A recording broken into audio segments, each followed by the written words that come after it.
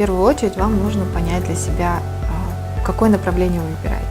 Будет ли это производство каких-то изделий, либо это юридическая консультация, либо это коммерческие услуги, либо вы просто являетесь некоммерческой организацией и хотите заниматься коммерческой деятельностью.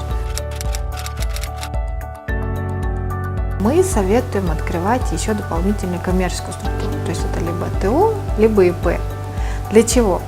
Для того, что если вы захотите открыть какую-то кредитную линию, либо просто кредит получить, займ в банке, в том же дому получить какие-то деньги, туда нужно будет юридические организация, юридическая, именно коммерческая компания.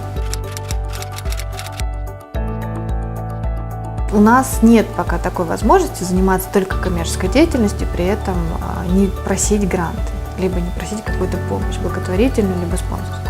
Вот для того, чтобы эту помощь получить, либо участвовать в каких-то грантовых конкурсах, государственных, негосударственных, различных международных фондов, вам понадобится именно общественная организация, некоммерческая структура.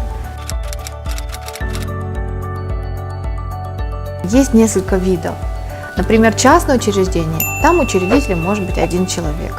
И он может идти как частное предприятие, то есть оно не коммерческое, но при этом можно заниматься коммерческой деятельностью, опять же, чтобы главное прописать это в уставе. Есть общественный фонд. Здесь учредителями должны быть не менее 2 человек, от 2 и более. Есть общественное объединение. Здесь количество учредителей должно быть не менее 10.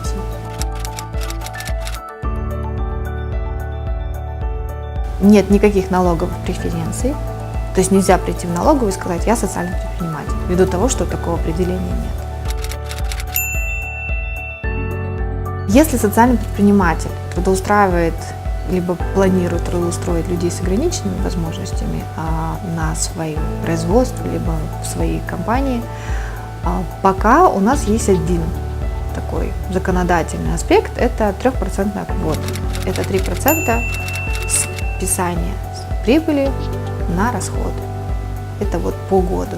То есть в конце года ваш бухгалтер может 3% всего дохода списать на расходы.